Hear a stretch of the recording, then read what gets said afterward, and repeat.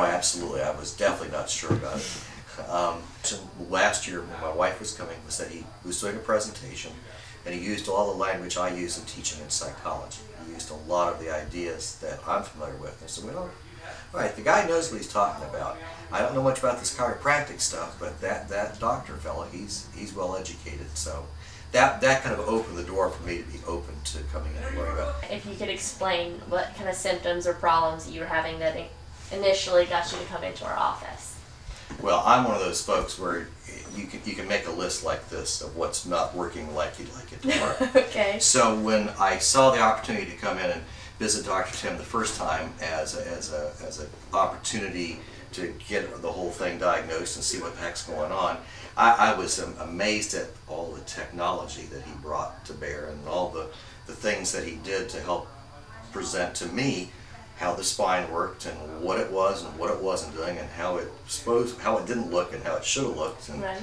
I was pretty amazed. Of course, truth is, Dr. Jim, pretty amazing guy. I mean, cards to remind you of things, personal notes.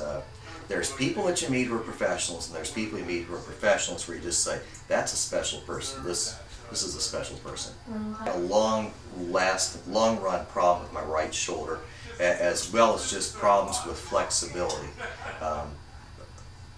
Probably what brought me in was just the big picture, but when we talked about what's going on within my body, he helped me to focus on the shoulder specifically as well as on the total spine. And the truth is, I have been able to sleep on the right side of my body years. And this time I actually have been able to start sleeping on the right side again. Over the years, just focusing on the right shoulder, I've had MRIs, I've had x-rays. At one point they tried to put me on the kind of physical therapy where you have weights and stuff pulling it.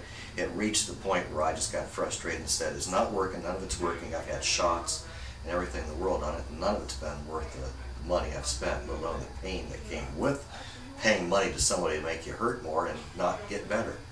So frankly, truth, I had given up on it. I really didn't picture it being better ever at all. What I've noticed is well, it stopped hurting all the time. I can do things that I normally can't do. For a lot of people, doing this is not a big deal. For me, keeping it up extended for more than a minute or two is not a big deal. It's not something I've been able to do, which is tough when you're writing on a chalkboard regularly. So it's been nice to feel increased flexibility and to not feel it, but to see it in some of the motions and things I can do that I hadn't realized I had lost, but I had for sure. Oh, Dr. Tim, clearly. I mean, I like the physical healing, but he makes it more fun. He just makes it a pleasant Like what experience. kind of stuff? Well, the good news is, or bad news, I'm not sure which. He hasn't sung to me. I have heard him sing to others. So I'm not sure that's in which category that would be in. But he does have a good sense of humor. I had given up on it. I really didn't picture it being better ever at all.